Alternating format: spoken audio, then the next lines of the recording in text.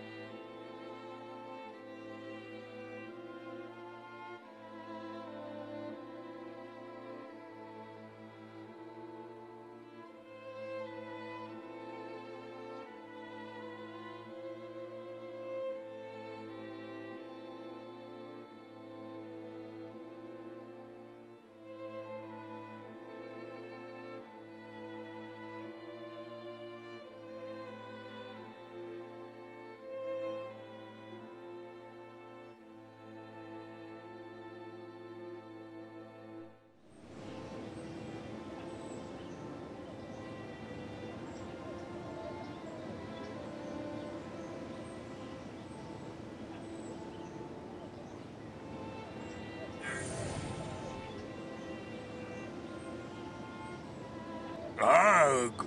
Igar, world's smartest orc. You have got question? I know much things. Gar tell all. Politics, mathematics, tea. Yes, Gar like tea. Gar civilized. Gar say Earl Grey best. Made from blend of black teas and oil from the bergamot plant. Excellent, Gar say. Oh, come now, that is rubbish. Green tea is for the foreign constitution, not for consumption by those with discerning... Gar no like green tea.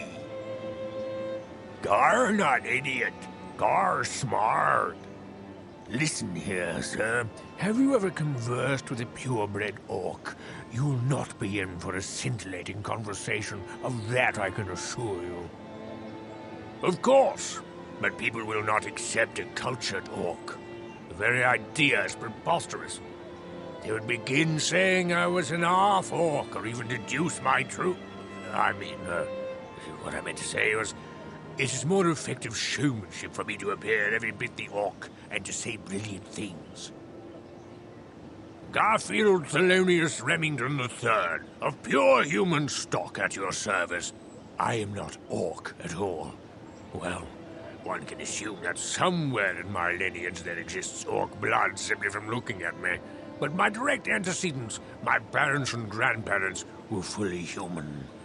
Imagine their shock when I was born. You must have seen how orcs are treated in this world.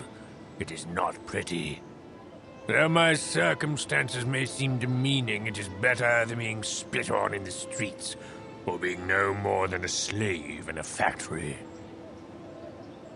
I am a bit of an indentured servant of Mr. Parnell's. He paid my parents a good sum of coin to have me come work for him. I will most likely stay here for the remainder of my existence. I have nothing else to do with my life. It's not so bad, actually. The only dreadful aspect of this existence is the sheer boredom. You cannot imagine the idiocy of the common folk I must contend with on a daily basis. Nonsense. I sold myself to Mr. Parnell over their objection.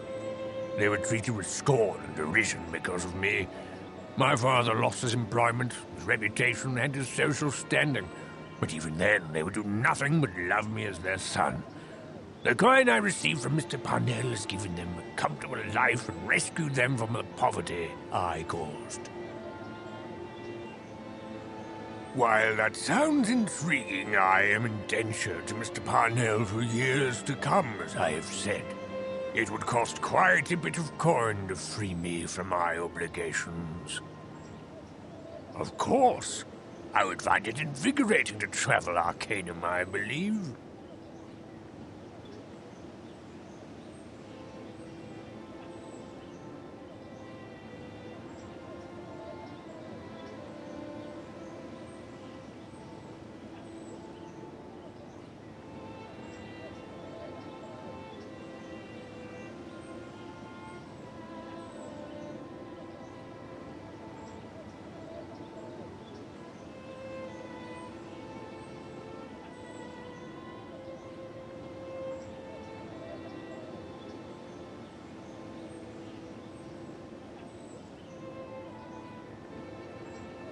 Greetings, sir. I'm ready to follow you, sir. Goodbye, sir. I thank you for returning my freedom to me.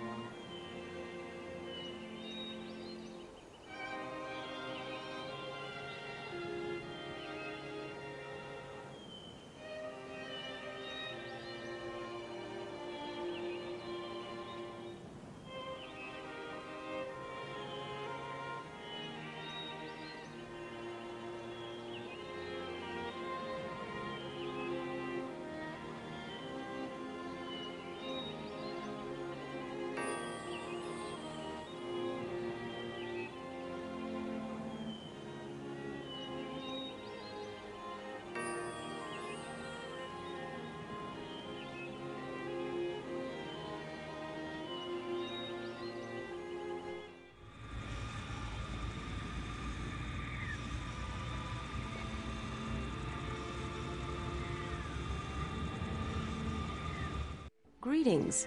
It's a great pleasure to make your acquaintance. No, you're correct. We've never met.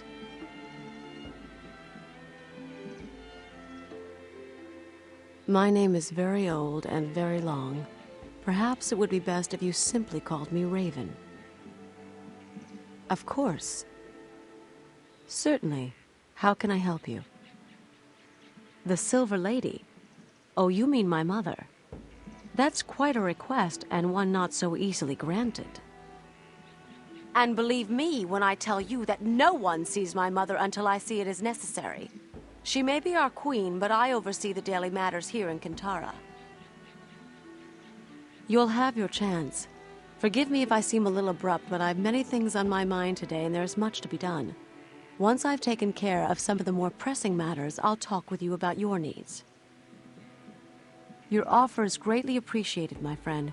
We'd appreciate any help you might be willing to give. There is a group of humans camped about a day's journey from here. We know not what they want, but where humans go, trouble usually follows. The place they are camped at is called Falcon's Egg, and it is considered a holy place for the elves of Kintara. We would like you to find out why the humans are there and remove them. Of course. What would you like to know? Falcon's Egg, as I told you, is elven holy ground. Many years ago there was an elven queen, and her name was Falcon. She was out hunting one day and with her bow shot a stag. When she had caught up with it, it was lying next to a pool of water, slowly bleeding from a wound in its side. The stag spoke to her, and within it were the spirits of the elves who had become the soul of the stag, and with her arrow she had pierced both it and them.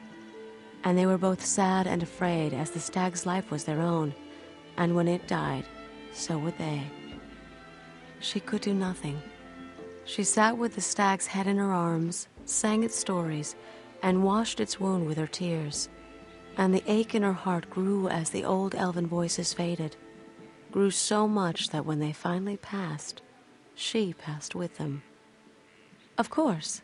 What would you like to know? It doesn't matter to me how you remove them, but you must understand this. Under no circumstances are you to shed blood on that ground. The spirits there exact their price, and you do not want to pay it.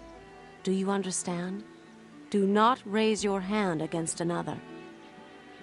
Of course. What would you like to know? It's not far from here. I'll mark your map with the location.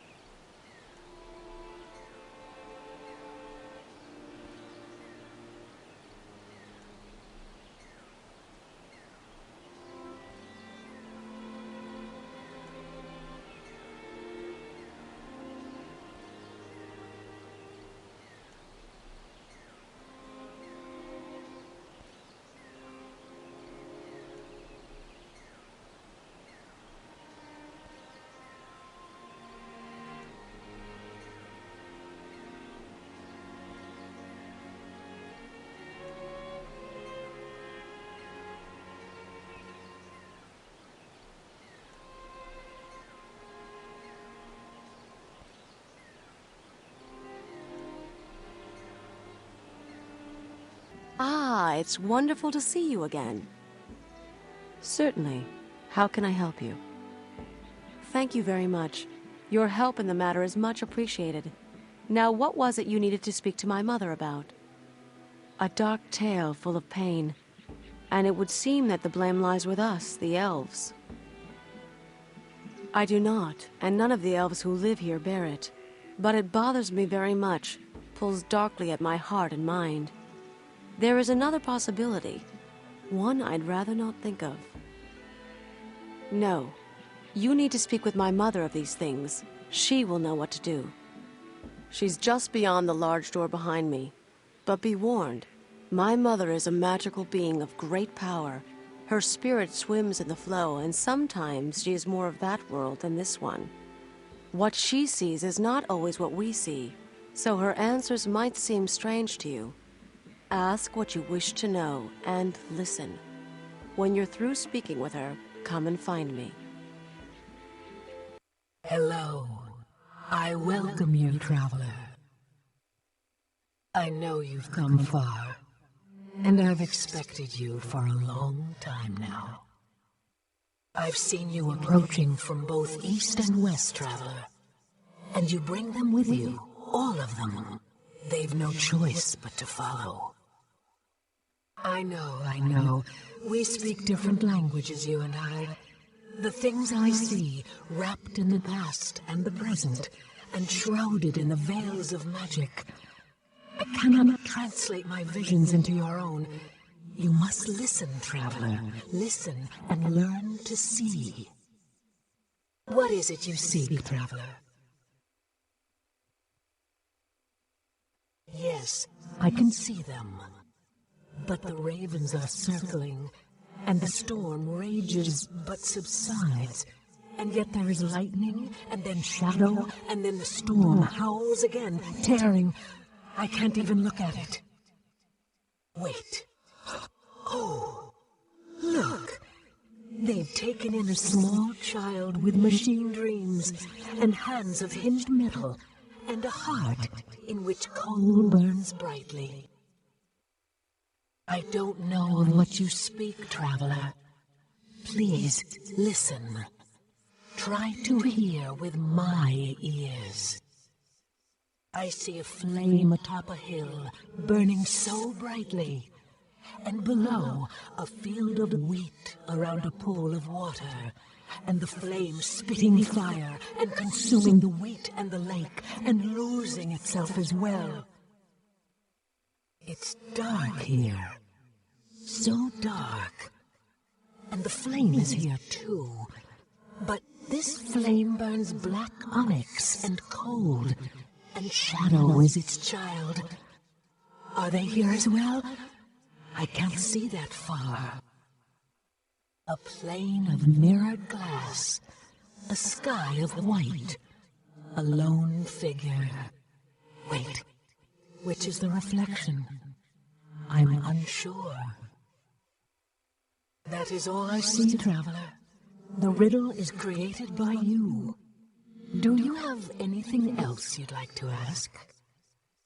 The living one? Oh, traveler, why would you think I would know of such a thing?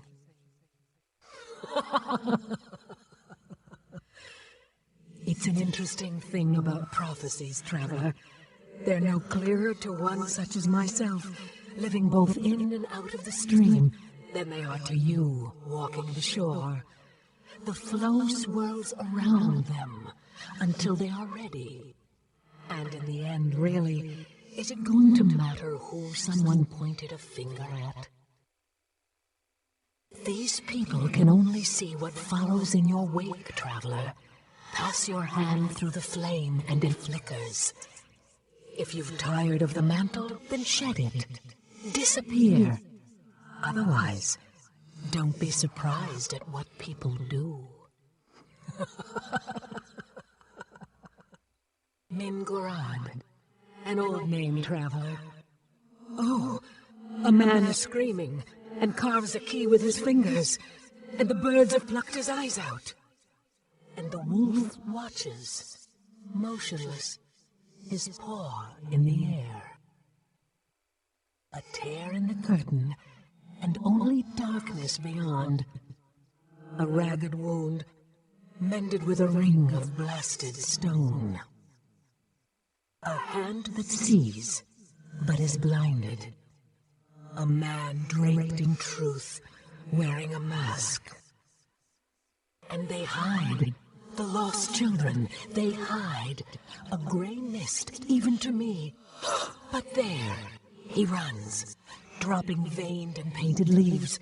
And the flock comes, talons outstretched and wings of fire, and he is consumed. But the leaves... Run quickly, traveler. Find what was left behind. In the place of smoke and water, he is there. He is there. I see no more. The stream is again calm. Was there anything else? I know that, traveler. But I also know that clarity is often the child of time. Your answers lie both in front and behind. Make sure not to overlook one for the other.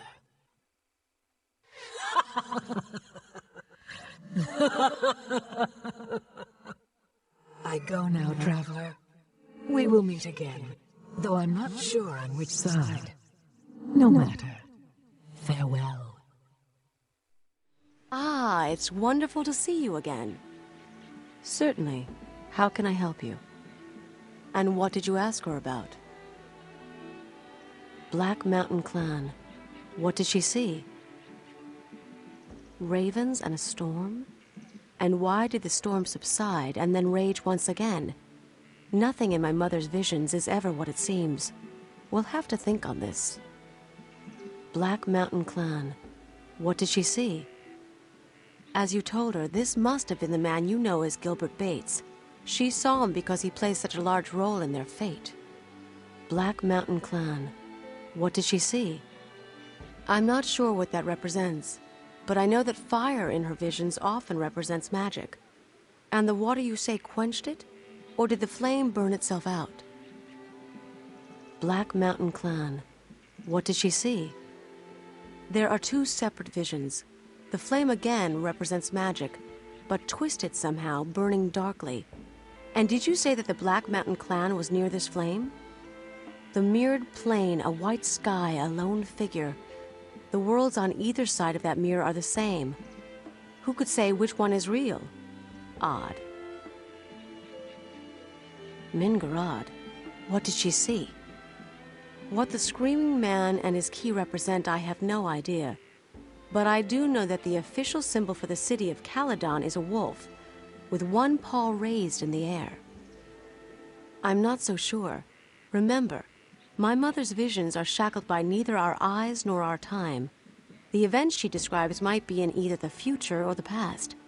Let's look at all she's said before we go any further. Mingarad, what did she see? There's something about that entire vision which pulls at my memory, especially the ring. I'll think about it further. Mingarad, what did she see? I have no idea. Interesting. That's the ancient symbol of the Malokian hand. Do you know of it? The Malokian hand were assassins for what used to be known as the Darien Ka, the ancient order of the dead. The Darien Ka were a shadowy group who formed during the Age of Legends. Their membership and their agenda were always very secret. I know little about them beyond the most cursory knowledge, but there have always been rumors about who they were and what they were doing. As I said, the Malokian hand were their assassins. From what I remember of what was written about them, the hand was ejected from the Order of the Dead on grounds of doctrinal differences. There was a small struggle, and then the hand disappeared. There are always rumors of its reemergence, but from what I know, that's all they are. Rumors. I agree, but I don't know why they would be involved in this business. Very interesting. I don't really know, although it would seem that perhaps they are being misled. Blindness in my mother's visions is sometimes associated with deception. As far as the man in the mask was draped in truth, I have no idea. Mingarad, what did she see? This one is the most interesting of all, and it seems that my fears may have well been correct. Do you remember when I told you that the name of Mingarad bothered me in some way? Well, I believe that may have been so because Mingarad is a dark name. A dark elf name. Do you know of the dark elves? It's a long story, But sometime during the Age of Legends, many years even before my mother was born, there were a group of elves who separated themselves. There were philosophical differences, and they were no longer welcome in our forests. Those elves became what we know as the Dark Elves. They believe that this world and all of its races are subject to elven rule. They believe that elves are superior because of our close connection to nature, our power in the ways of magic, and the longevity of our physical form. They see the other races as bumbling children who need our guidance, regardless of its severity.